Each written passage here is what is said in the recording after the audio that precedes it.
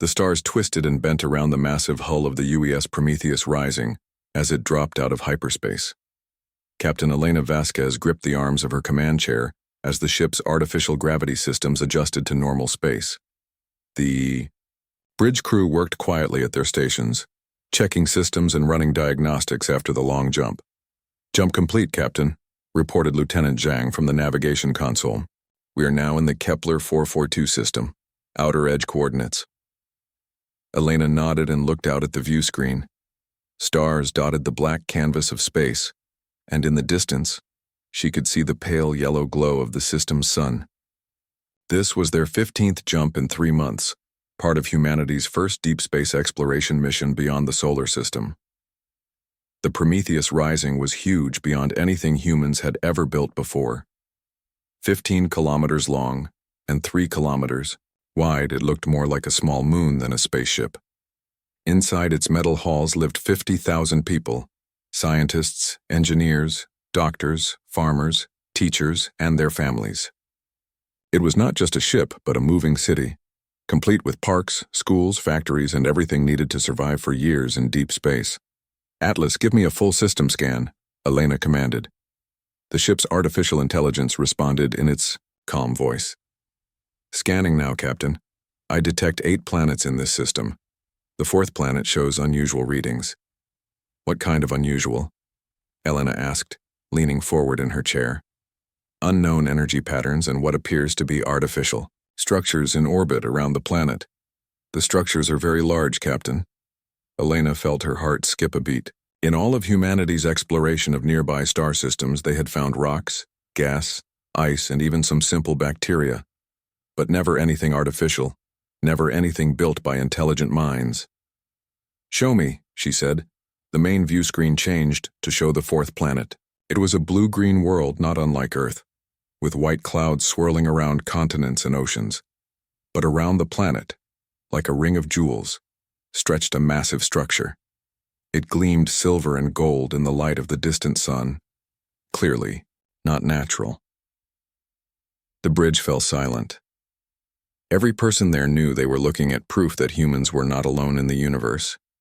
After centuries of wondering and searching, they had finally found evidence of alien intelligence. "My God," whispered Dr. Sarah Chen, the ship's head linguist. She had spent her whole career preparing for this moment, learning every human language, and developing theories about how to communicate with alien minds. Now that moment had arrived.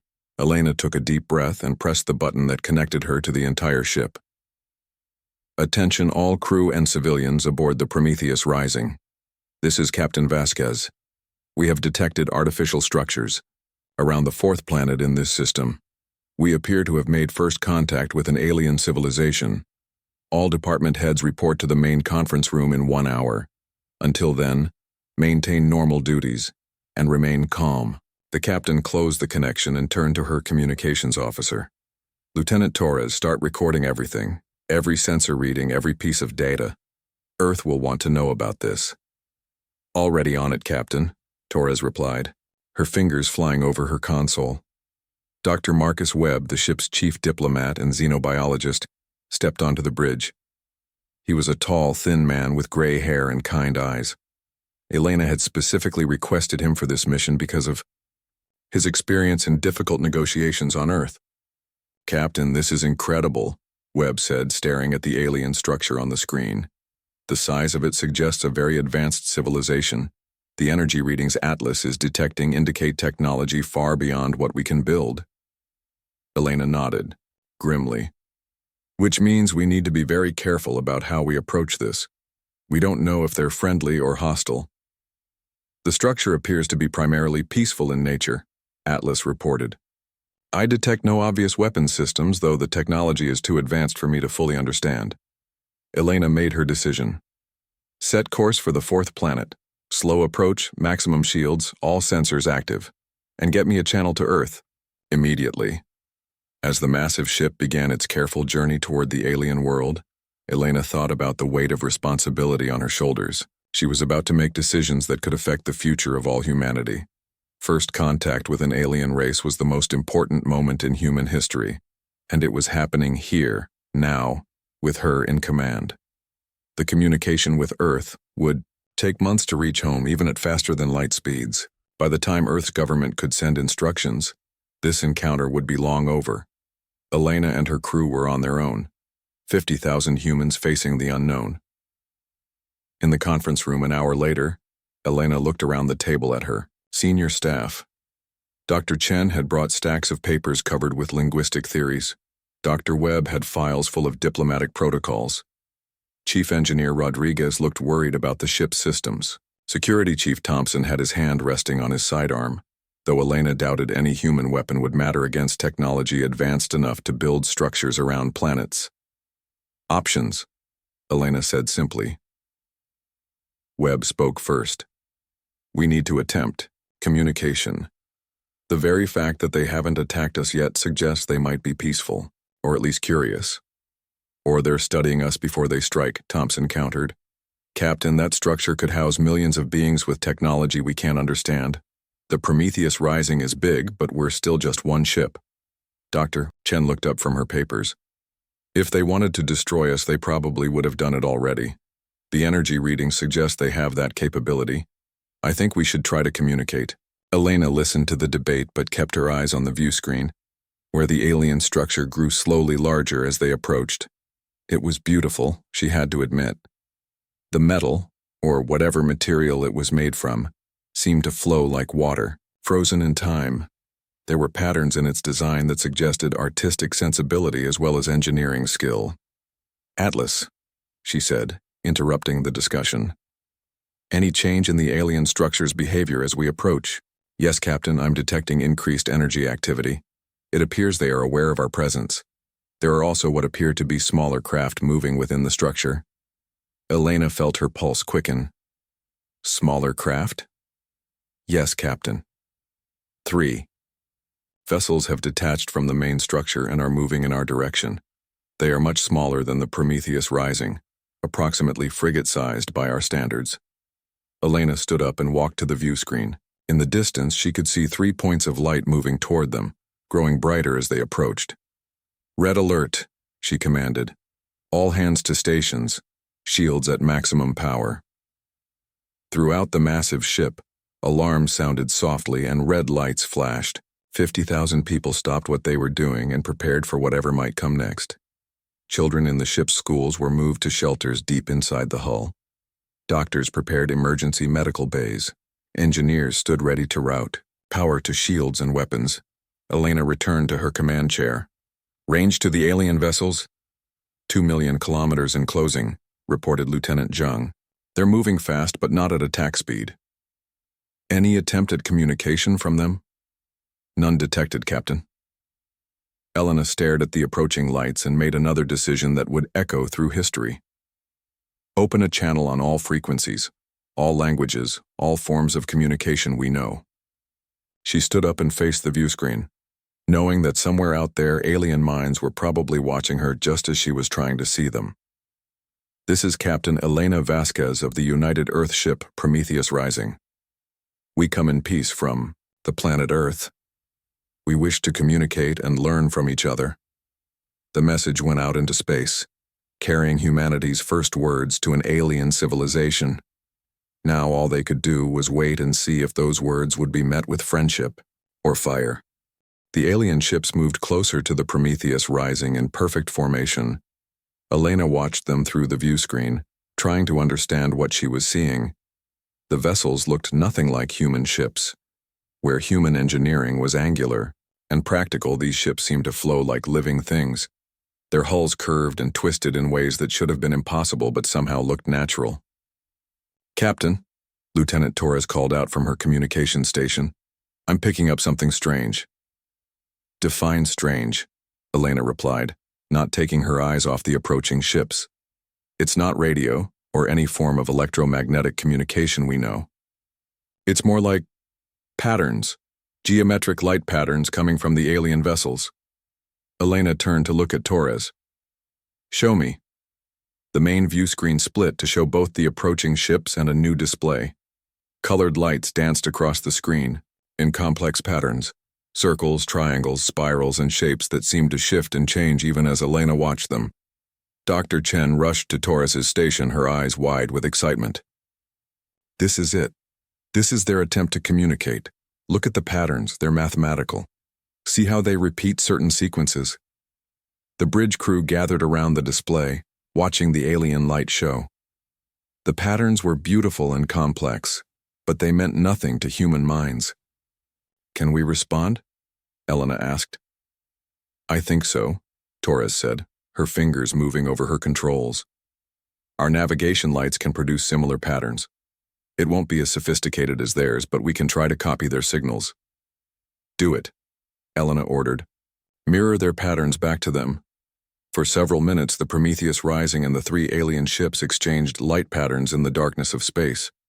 Slowly, the alien vessels came to a stop about 100,000 kilometers away, close enough to communicate easily, but far enough away that neither side would feel threatened. Dr. Chen worked frantically with her team of linguists, trying to find meaning in the patterns. They're showing us prime numbers, she announced after an hour of study. Look, 2 flashes, 3 flashes, 5 flashes, 7, 11, 13. They're trying to establish that we both understand mathematics. Elena felt a surge of hope. Mathematics was universal. No matter what the aliens looked like or how they thought, 2 plus 2 would always equal 4. Send them the next sequence, she ordered. 17, 19, 23. The human response seemed to excite the aliens. Their light patterns became more complex, showing geometric shapes and simple equations. Dr. Chen and her team worked around the clock to understand and respond to each message. It was Dr. Chen who made the breakthrough 3 days later. She burst onto the bridge looking exhausted but triumphant. Captain, we've done it. We have basic communication. Show me, Elena said. They call themselves something like HFY. That's the closest our language can get to their name. And Captain, they've been trying to ask us something over and over again. What? Dr. Chen looked at her notes. The translation is rough, but the best we can manage is, why do you travel in a war moon? Elena stared at her. War moon? That's what they think the Prometheus Rising is, Captain. To them, we look like a massive weapons platform. They can't understand why we built something so large unless it was meant for war. Elena looked around. The bridge at her crew. The Prometheus Rising had been built for exploration and colonization, not conquest. It was huge because it needed to carry 50,000 people and everything they needed to survive for years in deep space. But she could understand how aliens might see it differently. What have we told them about ourselves? Elena asked. Very little so far. We've focused on establishing the mathematical base for communication. But Captain, they're asking to meet us. Elena felt her heart race. Meet us? They want to send representatives aboard our ship. They're curious about us. Elena called another meeting of her senior staff. The conference room buzzed with excitement and worry as she explained what Dr. Chen had discovered. This is incredible, Dr. Webb said.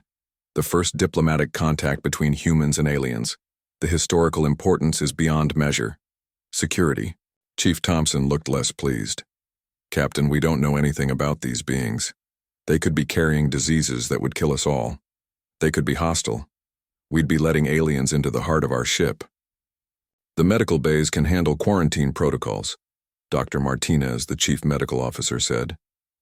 We can meet them in the isolated sections of the ship. The risk can be managed. Elena listened to the debate, but her mind was already made up. This was why they had come to the stars, to meet new life and learn from it. We'll do it. Dr. Chen, tell them we agree to a meeting, small groups, controlled environment, full medical precautions. The next day, a single alien vessel approached the Prometheus Rising. It was smaller than the others, obviously built for short-range transportation. Elena watched from the main hangar bay as the alien ship entered through the magnetic field that kept the air inside. The ship was even more beautiful up close. Its surface seemed to shift colors in the light, and Elena couldn't tell if it was made of metal, crystal, or something else entirely. It landed without making a sound. Elena stood with Dr. Webb, Dr. Chen, Dr. Martinez, and a small security team. They all wore full environmental suits, though they didn't know if that would be enough protection against alien biology. A section of the alien ship opened like a flower blooming, and the first alien stepped out. Elena's breath caught in her throat. The being was tall and slender, standing nearly 3 meters high. Its body looked like it was made of living crystal, translucent and shimmering with internal light. It moved with grace and purpose, and when it turned to look at the humans, Elena could see what might have been eyes, or at least organs that served a similar purpose. 2 more aliens emerged from the ship, similar to the first, but with different patterns of light moving through their crystal bodies. They approached the humans slowly, stopping a few meters away. Then something amazing happened. The aliens began to sing. It wasn't music as humans understood it, but a complex harmony of tones and frequencies that filled the hangar bay. Dr. Chen immediately recognized it as another form of communication. "They're greeting us," she whispered, listening intently. "It's incredibly complex, but I think they're telling us their names and their purpose for being here." Dr. Webb stepped forward and bowed, a gesture he hoped would be understood as respectful. The lead alien responded by making a similar movement, though its crystalline body bent in ways that seemed impossible. Elena realized she was witnessing the most important moment in human history. 2 entirely different forms of life, born on worlds separated by vast distances, were meeting for the first time. Whatever happened next would determine the future relationship between their species. The aliens continued their song, and Dr. Chen worked frantically to understand their meaning. "They're asking about our ship again," she said. "They want to know why we built something so large. They seem confused by it." Elena looked at the beautiful crystalline beings and realized that this was just the beginning. They had successfully made contact, but now came the much harder task of understanding each other. These aliens had their own culture, their own way of thinking, their own history that stretched back thousands or millions of years. She was about to learn that the Prometheus Rising's size wasn't just confusing to the Kethvar, it was something that no one in the galaxy had ever seen before, and that discovery would change everything. The cultural exchange began slowly.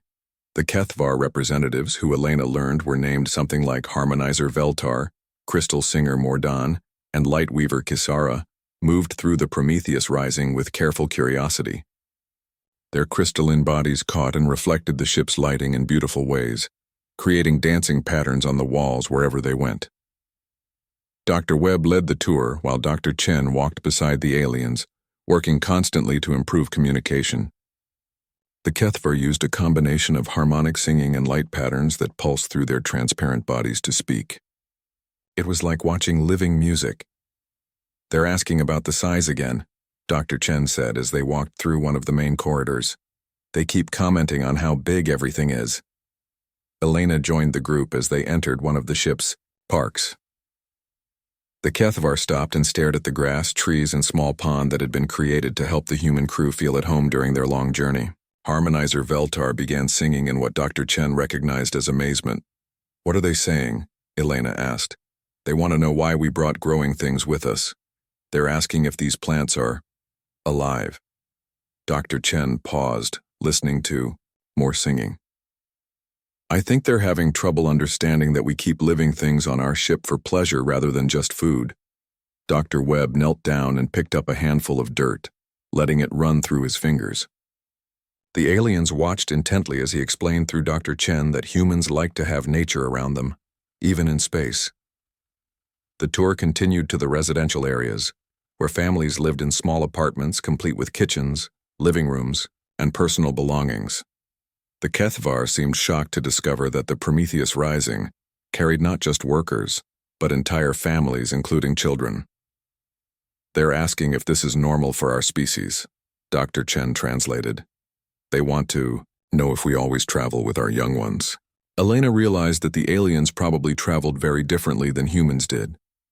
"Tell them that this ship is our home while we explore space. We brought families because the journey takes many years." The response from the Kethvar was a long, complex song that Dr. Chen struggled to understand. "I think they're saying that no one in the galaxy travels like this.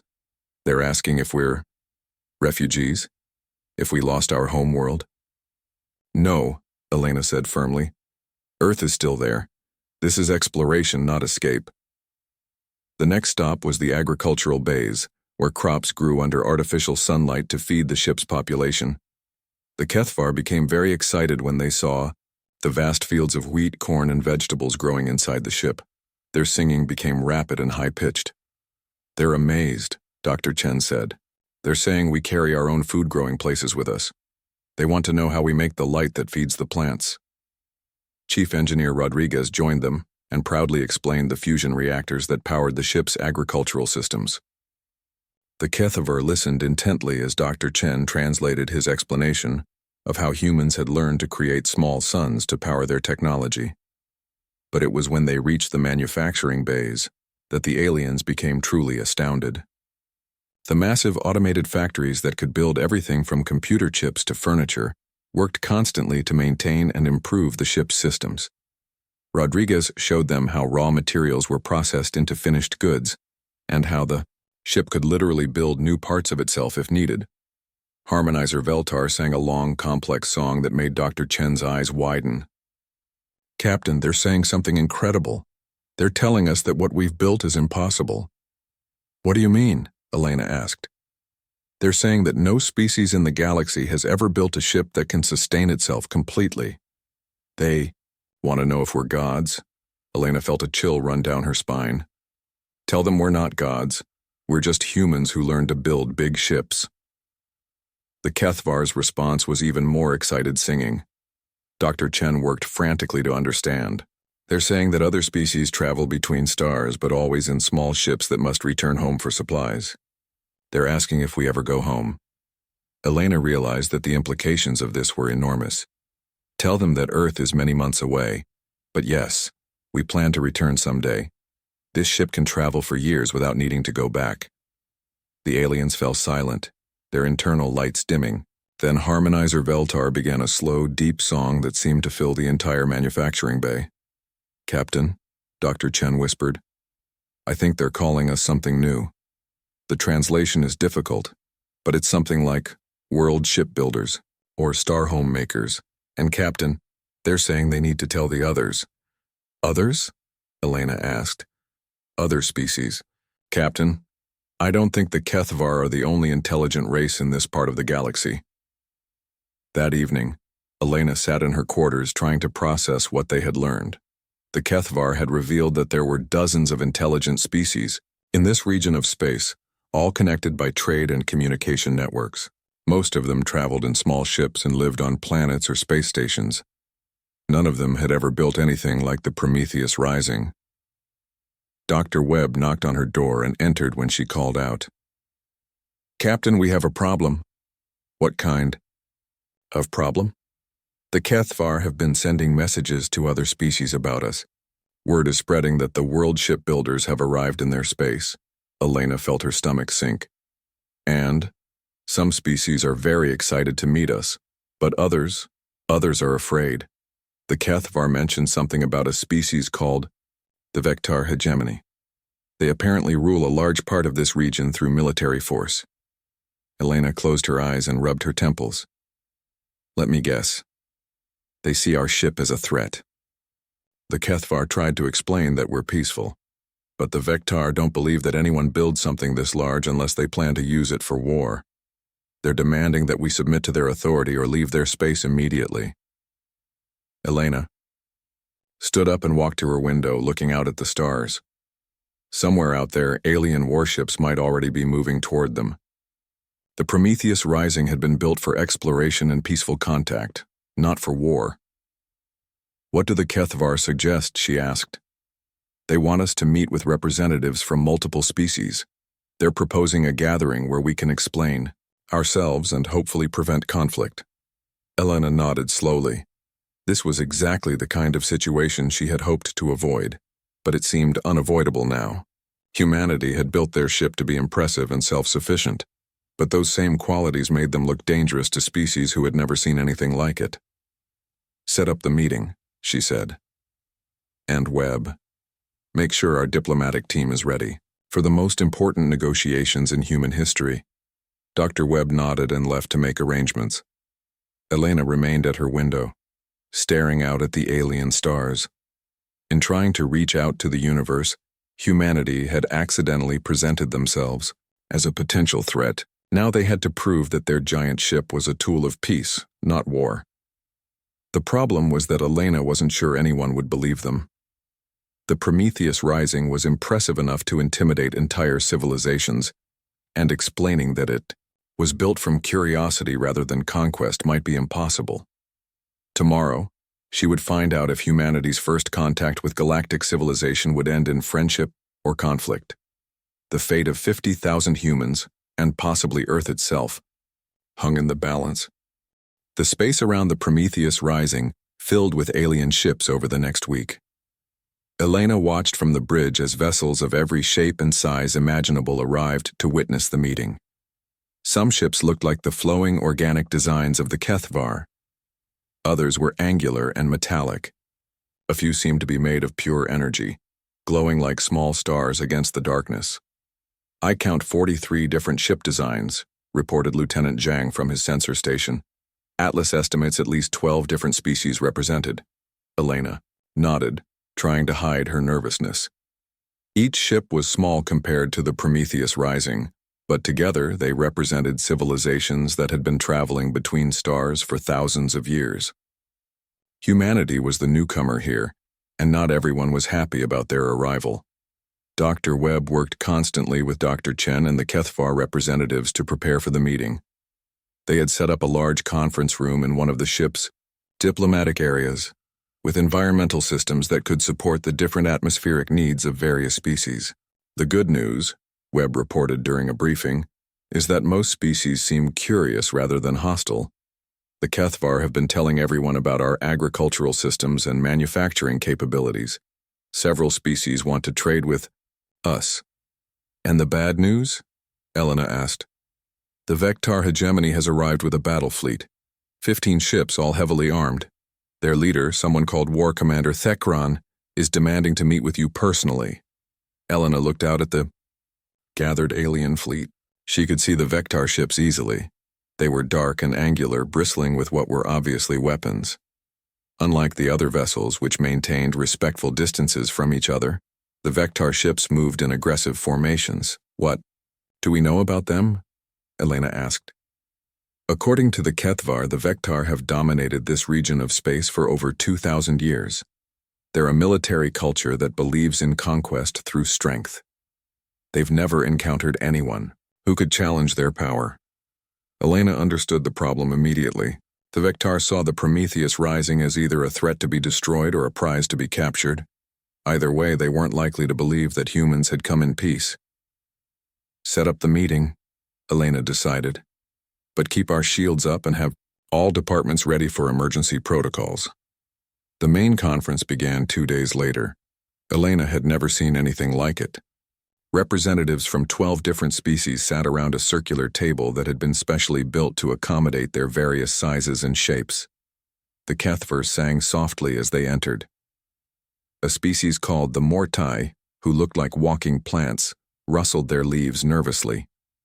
The Zeklon, small creatures covered in scales, chattered to each other in high-pitched voices, but it was War Commander Thekran who dominated the room. The Vectar leader stood nearly 4 meters tall, with dark purple skin and 6 powerful arms. Bony ridges covered his skull and his eyes glowed with a fierce red light. When he spoke, his voice was like grinding stone. "I am War Commander Thekran of the Vectar hegemony," he announced. His words translated by the universal communication system the various species had developed over centuries of contact. "I speak for the rightful rulers of this region of space." Elena stood to respond, feeling very small compared to the alien warrior. "I am Captain Elena Vasquez of the United Earthship Prometheus Rising. We come from the planet Earth in peace and friendship." Thekran's red eyes fixed on her. "Peace? You travel in the largest war vessel anyone has ever seen. Your ship could destroy entire worlds. Do not insult my intelligence with claims of peace. Our ship is large because it carries 50,000 people and everything they need to survive in deep space," Elena replied calmly. "It is not a weapon, but a home." "Lies." Thekran slammed one of his 6 fists on the table. No species builds something this large without intending conquest. The Vectar hegemony will not tolerate threats to our authority. The other species representatives looked uncomfortable. Elena could see that some of them were beginning to side with the Vectar leader. After all, the Prometheus Rising did look impressive enough to be dangerous. Harmonizer Veltar sang a complex song that Dr. Chen translated. The Kethvar representative is asking everyone to listen to the humans before making judgments. A representative from the plant-like Mortai rustled their leaves and spoke in a voice like wind through grass. We have heard strange stories about this ship. They say you grow food inside it and carry families through space. This seems impossible. Elena saw an opportunity. Would you like to see for yourselves? The offer caused an immediate buzz of conversation among the aliens. War Commander Thekaran glared at Elena with suspicion, but several other representatives seemed interested. Over the next few days, small groups of aliens toured different parts of the Prometheus Rising. Elena made sure they saw everything: the residential areas where human families lived, the schools where children learned, the parks and recreational areas, the farms and factories. The response was mixed. Some species, like the Kethvar and Mortai, were fascinated by humanity's approach to space travel. They had never imagined carrying entire communities between the stars. Others were more suspicious, wondering if the civilian areas were just clever camouflage for military purposes. But it was the Zeklon representative, a small creature named Scholar Pipek, who asked the most important question during one tour of the manufacturing bays. Your machines can build anything, Pipek observed, watching the automated systems create new computer components. If you needed weapons, could these machines make them? Elena considered the question carefully before answering. Yes, they could, but we built them to make tools, not weapons. But you could arm this ship if you wanted to? Elena met the small alien's intelligent eyes. We could, but we don't want to. That evening, Elena received disturbing news from her intelligence staff. The Vectar fleet had been reinforced. More warships were arriving every few hours, and War Commander Thekran was broadcasting messages to other Vectar commanders throughout the region. He's calling for a full military response, Lieutenant Torres reported from communications. He's telling other Vectar leaders that humanity represents an existential threat to their empire. Elena felt the weight of 50,000 lives on her shoulders. The Prometheus Rising had defensive systems and could probably survive an attack from the Vectar fleet, but at what cost? And what would happen to any hope of peaceful relations with the other species? Dr. Webb entered the bridge looking grim. Captain, I've just finished meeting with representatives from the other species. They're starting to choose sides. Meaning, about half of them believe our story about being peaceful explorers. The other half think the Vectar might be right about us being a threat. And Captain, War Commander Thekran has issued an ultimatum. Elena's blood ran cold. What kind of ultimatum? We have 24 hours to surrender our ship to Vectar authority or be destroyed. He's claiming that our presence destabilizes the balance of power in this region. Elena looked around the bridge at her crew. These people had volunteered for a mission of exploration and discovery. Now they faced the possibility of war with an alien empire because their ship was too impressive. For their own good. Options? She asked quietly. We could run, suggested Lieutenant Zhang. Jump to hyperspace and try to reach Earth. The Vectar ships are faster than ours, Torres pointed out. They'd catch us before we could complete a jump sequence. Security. Chief Thompson stepped forward. Captain, the Prometheus Rising has significant defensive capabilities. We could fight. Elena shook her head. Against 15 warships? Even if we won, we'd be starting a war between Earth and an alien empire. That's not why we came here. Then what do we do? Dr. Webb asked. Elena stared out at the alien fleet surrounding them. In 24 hours, she would have to make a decision that could determine the fate of humanity's first contact with galactic civilization. She could surrender and hope the Vectar would be merciful. She could run and probably be destroyed. She could fight and win a battle while losing any chance of peace.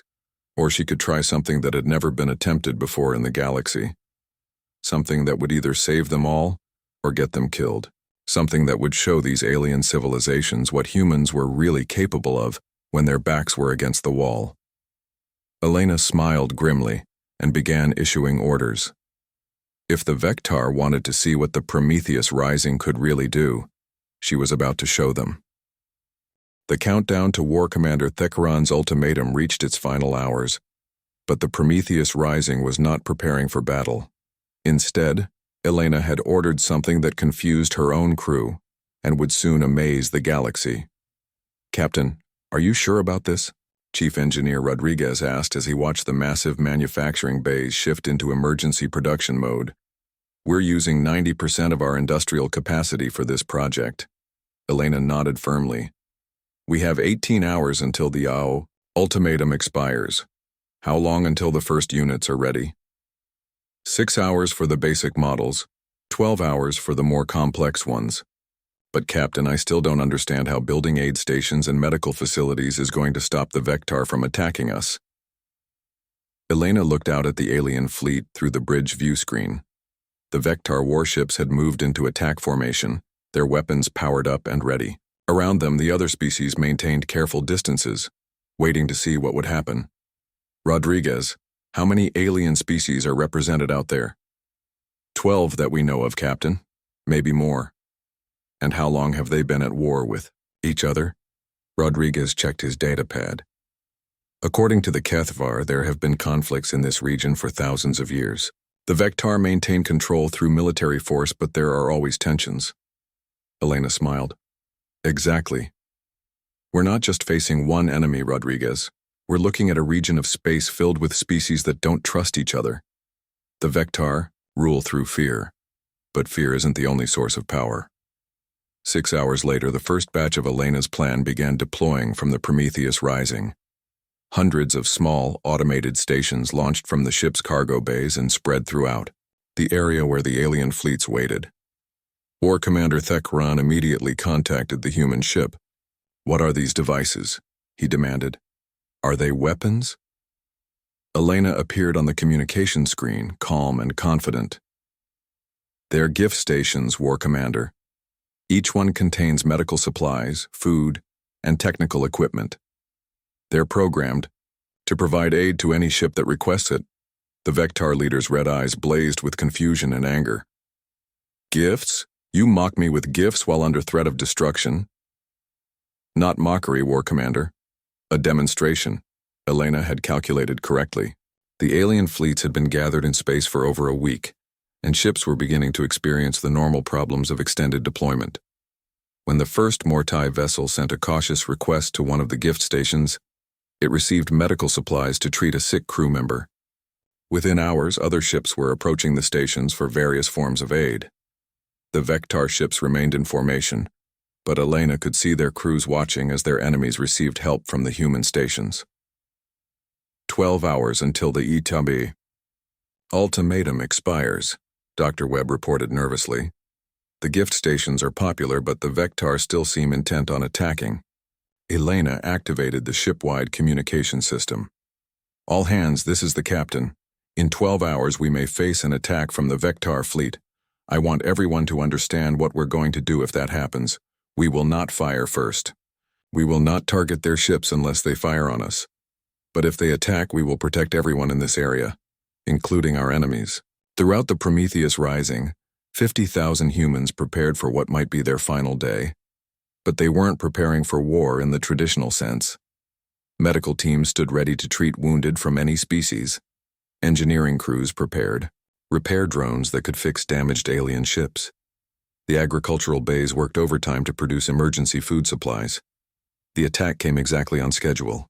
War Commander Thekran's flagship fired the first shot, a massive energy beam that struck the Prometheus Rising's shields with tremendous force. The human ship shuddered but held steady. "Shields down to 80%, reported Torres. "All Vectar ships are firing on us." Elena gripped her command chair as more energy beams struck the ship. "Launch all defensive drones. Protection pattern 7. What happened next had never been seen before in galactic history. Instead of firing back at the Vectar ships, the Prometheus Rising launched thousands of small defensive drones that spread throughout the area. The drones didn't attack the Vectar vessels. Instead, they positioned themselves to absorb stray shots that might hit other ships. A Kethvar vessel that had been caught between two Vectar ships found itself protected by human drones that absorbed energy blasts meant for the Prometheus Rising. A Zeklon trading ship was pulled to safety by human rescue craft when its engines were damaged by weapons fire. The other species are moving away from the battle, Zhang reported. But Captain, some of the Vectar shots are hitting their own allies. Elena saw her chance. Open communication to all ships in the area. Her image appeared on screens throughout the alien fleet. This is Captain Vasquez. The Prometheus Rising's medical bays are open to treat wounded from any ship, including Vectar vessels. Our repair drones will assist any vessel in distress. The effect was immediate and dramatic. A Vectar destroyer, damaged by friendly fire, found itself surrounded by human repair drones that began fixing its hull breaches. The ship's crew watched in amazement as their enemies worked to save their lives. War Commander Thekaran roared, orders at his fleet, demanding they ignore the human aid and continue attacking. But his own crews were beginning to hesitate. How could they fire on beings who were healing their wounded? The turning point came when a massive explosion rocked one of the Mortai ships. The vessel began to break apart, its plant-like crew facing death in the vacuum of space. Without hesitation, Elena ordered a full rescue operation. Human shuttlecraft raced toward the dying alien ship, while Vectar energy beams still filled the space around them. Elena watched as her people risked their lives to save beings they had met only days before. The rescue ships pulled Mortai survivors from the wreckage and rushed them to the Prometheus Rising's medical bays. Seeing humans die to save aliens, while under attack themselves, broke something in War Commander Thekran's followers. One by one, the Vectar ships stopped firing. Their crews watched human doctors treating Mortai patients with the same care they gave to humans. The battle became a rescue operation. The massive manufacturing capacity of the Prometheus Rising, originally feared as a weapon-building capability, was turned to producing medical supplies, repair materials, and food for every species present. Human engineers worked alongside Vectar mechanics to repair damaged ships. Human doctors treated patients whose biology they barely understood. War Commander Thekaran himself finally boarded the Prometheus Rising, not as a conqueror but as a being trying to understand what he had witnessed. Elena met him in the main medical bay, where humans and aliens worked together to treat the wounded from the brief battle. "I do not understand," the massive Vectar warrior said quietly. "Your ship could have destroyed us all. Your weapons could have ended this fight in minutes. Why did you choose to heal instead of harm?" Elena looked around the medical bay at the scene of controlled chaos. Human doctors worked frantically to save a Zeklon pilot whose ship had been caught in the crossfire. Kethvar medics used their harmonic abilities to calm injured patients while human nurses provided treatment. It was perhaps the first truly integrated medical team in galactic history. "Because this is who we are," Elena replied simply. "Humans build big ships not to conquer but to help. We came to the stars not to rule over others, but to learn from them." Thekaran stood silently for a long moment, watching the medical teams work. Finally, he spoke again. "The Vectar have ruled through strength for 2,000 years. We believed that power came from the ability to destroy. But you have shown power in the ability to create and heal." Word of the Battle of the Prometheus Rising spread throughout the galaxy at faster-than-light speeds. The story of humans who responded to attack with aid, who protected their enemies and healed their wounded, became legend among dozens of species. 3 months later, Elena stood in the same conference room where War Commander Thekaran had first threatened her. But now the room was filled with representatives from over 50 species, all gathered to sign the charter that would create the Galactic Cooperative Council. The Prometheus Rising had become something Elena never expected. Not humanity's weapon, but the galaxy's embassy. The great ship traveled between systems, carrying diplomats, scientists, and aid workers from dozens of species. Its manufacturing capacity was used to build hospitals, schools, and research stations wherever they were needed. Harmonizer Veltar sang a complex song that Dr. Chen had learned to understand perfectly over the months of cooperation. "The Kethvar representative says that humans have taught the galaxy something new," Chen translated. That true strength comes not from what you can destroy, but from what you can build and who you can save. Elena looked out at the stars through the conference room windows. Somewhere out there, Earth waited for their return with news of what they had found in deep space. But Elena knew that humanity had given the galaxy something as valuable as what they had received. The knowledge that even in a universe filled with different species and conflicting interests, cooperation was not only possible, but stronger than conquest. War Commander Thekran, now simply Commander Thekran of the